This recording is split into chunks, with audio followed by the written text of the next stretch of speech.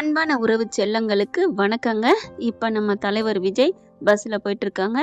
பக்கத்துல ஒரு பொண்ணு இருக்காங்க. அந்த பொண்ணு பேரும் காவேரி. இது தானங்க ஆச்சரியம்னு சொல்லணும். என் பேரு காவேரி அப்படின்னு சொன்ன கையோட விஜய் அப்படியே நிமிர்ந்து பார்க்குறாங்க. என்னது காவேரியா அப்படின்னு கேட்க, ஆமால பாப்பா பேரும் காவேரின்னு சொன்னீங்கல்ல அப்படிங்கிறாங்க. பாப்பா பேரு மட்டும் இல்லைங்க, என் பொண்டாட்டி பேரும் காவேரி தான் அப்படிங்கிறாரு. என்னது உங்க ஒய்ஃப் பேரு காவேரியா? ஆச்சரியமா இருக்கு. அப்ப உங்க குழந்தைக்கும் அப்படிங்கிறாங்க. ஆமா, என் மனைவி தான் என்னை விட்டு போயிட்டாளே, அதனாலதான் என் குழந்தைக்கும் அதே பேரை வச்சுட்டேன் அப்படிங்கிறாங்க. எப்படிங்க போனாங்க அப்படின்னு துருவி கேட்க, இந்த மாதிரி நடந்ததை ஓரலா சொல்றாரு. அப்படின்னா உங்க மனைவி, உங்க உங்க ஒய்ஃபோட அக்கா, தங்கச்சிங்க இவங்கெல்லாம் யாரையுமே நீங்க பார்க்கல அப்படித்தானே? ஆமாங்க, அப்படித்தான் அப்படிங்கிறாரு விஜய். எனக்கு என்னமோ ஒருவேளை உங்க வீட்ல ஏமாத்திருக்காங்களோன்னு தோணுது. என்ன சொல்றீங்க? ஆமாங்க, யாருமே கண்ணுல காமிக்கல அப்படின்னா என்னமோ இருக்குன்னு தானே அர்த்தம்.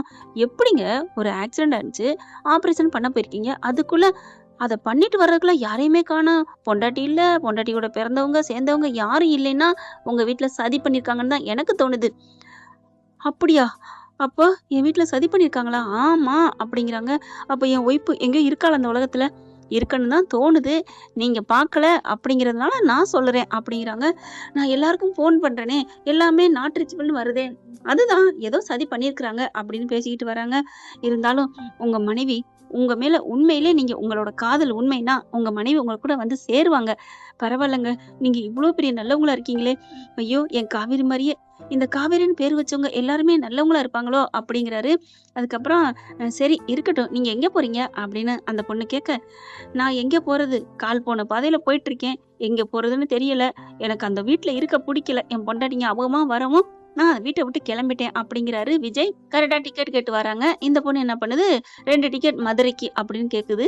2 டிக்கெட்டும் குடுத்துடுறாரு. காசையும் குடுத்துடுது. விஜய் பார்க்குறாரு. யாரு உங்க கூட வந்திருக்குது? அவங்க யாரு? அப்படின்னு இங்கிட்டு இங்கிட்டு சுத்தி முத்தி பார்க்குறாரு விஜய். ஹலோ, ஹலோ, ஹலோ இருங்க, இருங்க. அதெல்லாம் யாரும் இல்ல. அந்த ஒரு ஆளு யாரு? நீங்க தான் அப்படிங்கிறாங்க. நானா? எனக்கு நீங்க டிக்கெட்டு எடுத்திருக்கீங்க. ஏன் ஏன் ஏன் இந்த இது? இல்லங்க, எனக்கு நான் சொல்லலையே. நீங்க சொல்லாட்டியும் சொல்லிட்டீங்க. நான் சொல்லாட்டியும் சொன்னனா? என்ன சொன்னேன்? ஆமா, எங்க போறதுன்னு தெரியல, என்ன சொல்றதுன்னு தெரியல. எனக்கு ஒண்ணுமே புரியல. கால் போன பாதையில போறேன்னு இப்பதானே சொன்னீங்க. அப்படின்னா? ஆமா, அதனால தான் மதுரைக்கு நான் போறேன். அங்கே உங்கள கூட்டிட்டு போலான்னு நான் இருக்கேன். அதான் டிக்கெட் எடுத்தேன் அப்படிங்கிறாங்க. பரவாயில்லங்க. ஆண்டவன் கண்ண கட்டி காட்டுல விட்ட மாரி எனக்கு தோணுச்சு. ஏதோ ஒண்ணு கிளைய கையில குடுத்து புடிச்சு மேல வாடான்னு சொன்ன மாரி உங்களோட அன்பும் நட்பும் கிடைச்சிருக்கு. ரொம்ப தேங்க்ஸுங்க அப்படிங்கிறாங்க. இருக்கட்டும், இருக்கட்டும். இதுல என்ன இருக்கு? எங்க அம்மா அப்படிதான் வளர்த்துருக்காங்க. இருந்து என்ன புண்ணியம்? நல்லவங்கள தானே கடவுள் சோதிக்கிறாங்க அப்படிங்கிறாங்க. நீங்க எங்க போறீங்க? நான் அங்கிருந்து மதுரைக்கு போறேங்க. எனக்கு வேலை கிடைச்சிருக்கு.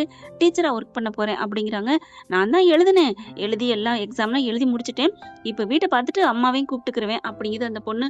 ஓ! அப்படியா? அப்படின்னு சொல்லிட்டு பேசிட்டு வராங்க. உங்க கதைய கொஞ்சம் சொல்றீங்களா? அப்படின்னு சொல்ல, என்னத்த சொல்றது? எனக்கு என்ன சொல்றதுன்னே புரியல. அப்படின்ட்டு கொஞ்சம் ஓரலா சொல்றாரு. கொஞ்சம் கொஞ்சமா சொல்றாங்க. வாவ்! சூப்பருங்க. உங்க கதைய பெரிய படமாவே எடுக்கலாம் போல இருக்கே. ஐயோ! உங்களோட ஒரு பார்வையில பார்வையிலே பயந்துருக்காங்க. ஆனாலும் நீங்க பெரிய ஆள் சார். இப்படியா அவங்கள மிரட்டுறது? என்னங்க பண்றது? என்னோட சுவாபம். நான் வெண்ணிலாங்கிற பொண்ண விரும்பினேன். அவ என்ன விட்டு போயிட்டா. எல்லாமே என்ன விரும்பினவங்க, நான் விரும்பினவங்க என்னை பாதியிலே விட்டுட்டு போகணும்னு என் விதியில எழுதியிருக்கும் போல இருக்கே அப்படின்னு பார்க்குறாங்க. அந்த பொண்ணுக்கு இவர் சொல்ல சொல்ல என் பொண்டாட்டி தான் என் உயிர், அவ தான் என் உலகம்னு சொல்ல சொல்ல இந்த பொண்ணுக்கு விஜய் மேல காதல் வர ஆரம்பிச்சிருச்சு. அப்படியே வச்சக்கன்னு வாங்காம பார்க்குறாங்க. என்னங்க ஒரு மாதிரியா பார்க்குறீங்க? ஒண்ணும் இல்ல. இந்த குழந்தைய நீங்க எப்படி வளர்ப்பீங்க? எப்படி வளர்க்குறதா? மனசு இருந்தா எல்லாம் உண்டுங்க. என் மனைவிய நினைச்சுக்கிட்டு என் குழந்தைய நான் வளர்ப்பேன். இதுல என்ன இருக்கு? என் குழந்தைய வளர்க்கறத விட எனக்கு வேற வேலை என்ன இருக்கு? என் உயிர் எனக்காக விட்டுட்டு போன குட்டி உயிர் அப்படின்னு ரொம்ப ஃபீல் பண்ணி சொல்றாரு. அப்போ இன்னொரு கல்யாணம் பண்ணிக்கிட்டு இந்த குழந்தைய நீங்க வளர்க்கலாமே. ஏங்க என்னங்க சொல்றீங்க? வாய மூடுங்க அப்படிங்கிறாரு. ஏன் ஏன் எதுக்கு கத்துறீங்க? அப்படின்னு கேட்க, இல்ல சாரி சாரி. ஏன்னா இன்னொரு கல்யாணங்கிறது என் வாழ்க்கையில நினைச்சு கூட பார்க்க கூடாதுங்க. என் பொண்டாட்டி தான் எனக்கு எல்லாம். அப்படி இருக்கையில அவ இறந்துட்டான்னு யாரு சொன்னா? என் உள்ளத்துல, என் உடம்புல, என் உணர்வுல எல்லாத்துலயுமே அவ கலந்திருக்கா. இந்தா அதோட பிம்பமா என் புள்ள, குட்டி புள்ள அம்மு காவேரி இருக்கா. இதை விட வேற என்ன வேணும்? அப்படின்னு சொல்ல அப்படியே பாக்குறாங்க. இங்க பாருங்க, இந்த விஜய்கிட்ட நீங்க இப்படி கேட்டதுனால கொஞ்சம் பொறுத்து போறான். இந்த விஜயை பொறுத்த வரைக்கும் காவேரி தான், காவேரிக்கு விஜய் தான், விஜய்க்கு காவேரி தான் அப்படிங்கல பாக்குறாங்க. அதே தான் இந்த காவேரிக்கு விஜய் பொருத்தமா இருக்குன்னு பாக்குறேன். ஆனா இவர் இருக்கிற பாசத்தையும் அன்பையும் பார்த்தா நம்மள நினைச்சு கூட பார்க்க மாட்டாரு போல இருக்கே. சரி, இப்ப அதுவா முக்கியம்? நல்ல மனுஷனா இருக்காரு, கூட்டிக் கொண்டே ஹெல்ப் பண்ணுவோம், இதுல என்ன இருக்கு அப்படின்னு பேசிட்டு வராங்க.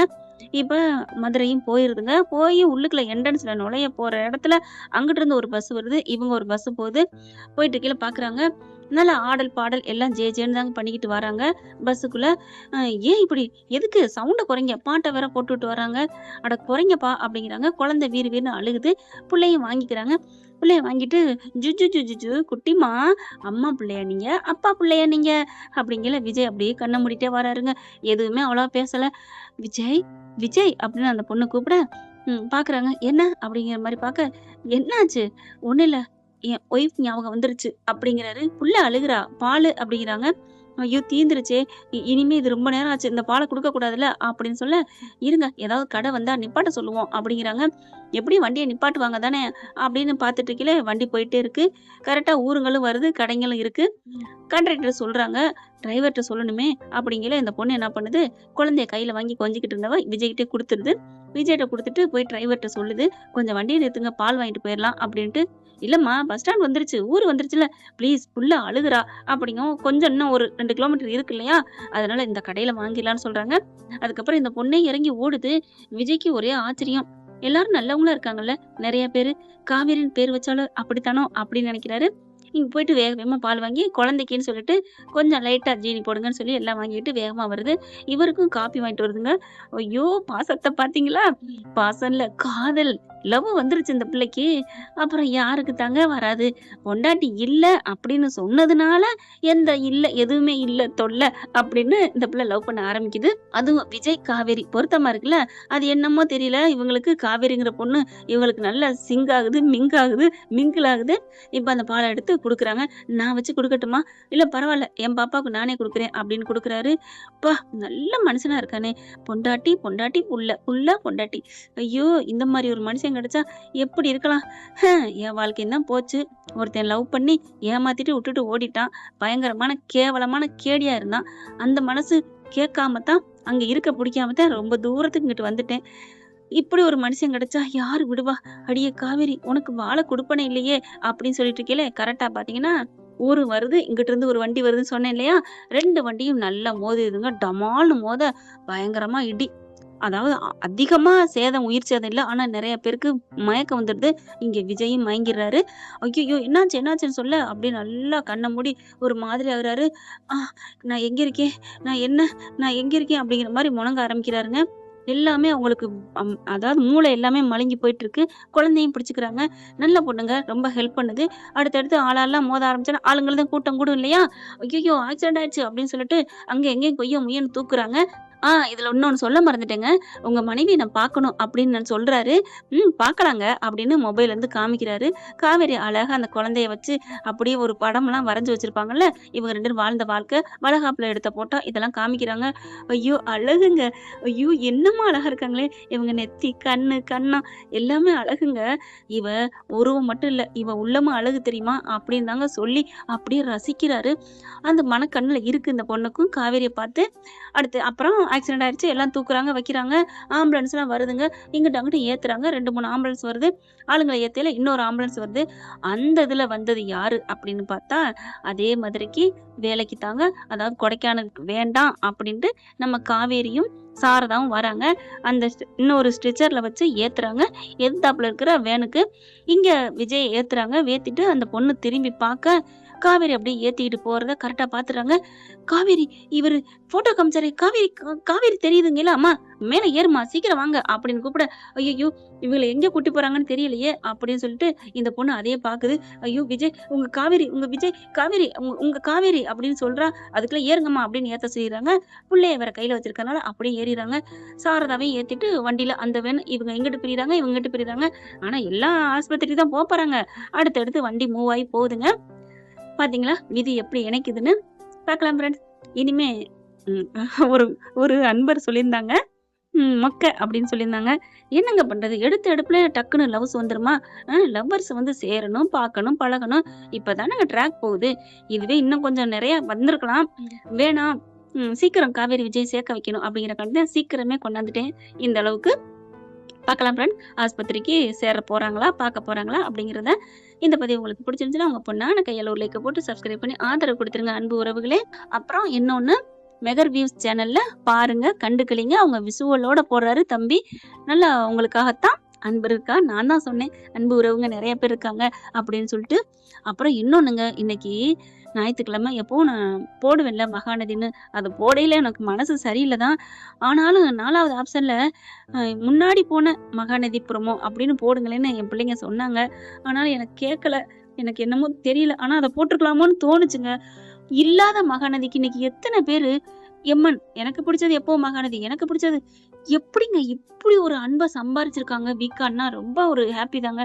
இப்படி ஒரு ஃபேன்ஸ் எனக்கு ரொம்ப ரொம்ப பிடிச்சிருக்குங்க. அதெல்லாம் பார்க்கல என்ன சொல்றதுன்னே தெரியல. அவங்க அப்படி என்ன பண்ணிட்டாங்க? ஒரு அன்பு புரிதல் தானங்க. எப்பவுமே எனக்கு பிடிச்சது எம்மன் தான், மகாநதி தான். மகாநதி ப்ரோமோ எங்க எங்க அப்படி தேடுறாங்க நம்ம அன்பர்கள். அத பார்த்தோன்னே எனக்கு அதுல வேற மகாநதி ப்ரோமோவ தேடிய சங்கங்கள் யார் யார் அப்படின்னு சொன்னோன்னே எனக்கு இன்னும் அழுக வந்துருச்சு. இன்சாட்ல போயிட்டு ஒவ்வொரு போட்டோ எனக்கேல இன்னும் மகாநதி விஜய் காவேரி இன்னும் நான் டெலீட் பண்ணவே இல்லைங்க. அது பாட்டுக்கு இருக்கு முன்னாடில இருந்து போட்டது பூரா. அதெல்லாம் பார்த்தோன்னே வயிறு குபீர்னு புடிச்சு எரிஞ்சிச்சு, நெஞ்சு குப்புன்னு அடைச்சிச்சு. என்ன சொல்றதுன்னு தெரியல. சத்தியமா அப்படியே அடைச்சிருச்சுங்க. கொஞ்சம் கொஞ்சமா விலகி மூவ் ஆயிட்டு தான் வந்துட்டு இருக்கேன். உங்களோட உறவாடிக்கிட்டு தானே இருக்கேன். அதனால எனக்கு கொஞ்சம் நிம்மதி தான். ஆனாலும் அந்த எல்லாரும் அந்த விஜய் டிவில ப்ரோமோல அந்த நான் கேட்ட கேள்விக்கு எல்லாம் விஜய் எம்மன், விஜய், காவேரி, மகாநதி தான். எனக்கு எப்பவும் மகாநதி தான் அப்படின்னு சொல்ல எனக்கு ரொம்ப அழுகையே வந்துருச்சு. நீங்க வந்து விஜய், காவேரிய கண்கூடா நீங்க பார்க்கலாம் மக்களே. தம்பி போடுறாங்க மகர் வியூஸ்ல. நான் டெய்லி போட சொல்றேன். அவங்க தான் வேலை இருக்குன்னு சொல்லிட்டு ஒரு நாள் விட்டு ஒரு நாள் போடுறாங்க. இப்பதான் போட ஆரம்பிச்சிருக்காங்க. இன்னும் உங்களுக்கான உங்களுக்கு என்னென்ன கதைகள் தேவையோ எல்லாமே போட ரெடியா இருக்காங்க. பாருங்க, ஆதரவு குடுங்க. நம்மளும் நம்ம பாணியில எனக்கு தெரிஞ்சதுல நான் போட்டுட்டு இருக்கேன். பிடிச்சிருந்துச்சுன்னா கண்டினியூ பண்ண சொல்லுங்க. என் அன்பு உள்ள செல்லங்களே. தேங்க்யூ. இந்த வீடியோ உங்களுக்கு பிடிச்சிருந்தா தயவு செய்து லைக் பண்ணுங்க. இன்னும் அப்டேட்ஸ்க்காக சேனலை சப்ஸ்கிரைப் பண்ண மறக்காதீங்க. நம்ம கிட்ட இருக்க எல்லா சேனல்ஸோட லேட்டஸ்ட் வீடியோ அப்டேட்ஸ்க்காக மேல ரைட் சைடுல காட்டுற லிங்கை கிளிக் பண்ணி வாட்ஸ்அப் குரூப்ல ஜாயின் பண்ணுங்க. உங்களிடம் விடைபெறுவது நான் உங்கள் மெஹர்.